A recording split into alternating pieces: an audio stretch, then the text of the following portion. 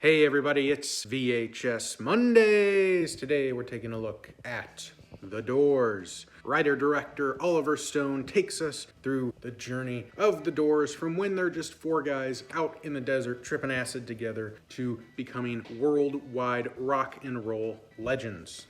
And of course, the majority of the film does focus on frontman of The Doors, Jim Morrison, played wonderfully by Val Kilmer. Val Kilmer is really the standout throughout this entire film. He really commits to that performance. He really embodies like the spirit of Jim Morrison in a lot of ways. Directed by Oliver Stone. Oliver Stone is often very concerned with like the psyche of American culture in certain moments. Some sort of statement about the 1960s as a whole in relation to The Doors. The majority of the film can just feel like you're kind of vibing through the story with Jim Morrison. And I think that's intentional. I think we're kind of put in the shoes of Jim Morrison, or we're put in the shoes of Jim Morrison in a drug-fueled haze. So it's like we're kind of seeing this entire person through that lens.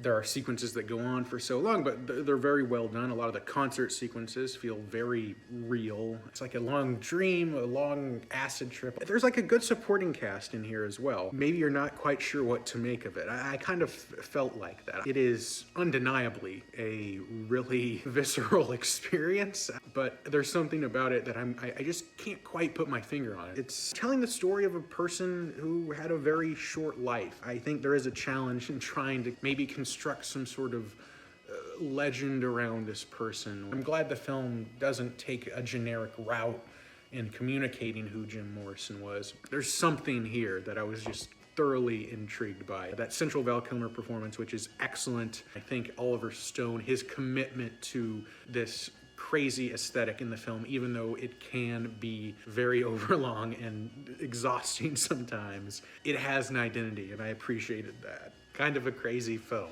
Anyway, what do you guys think? Did any of you get a chance to see it back in '91? Still pretty cold out there, so stay safe, everyone. Thanks for watching. See you in the next one.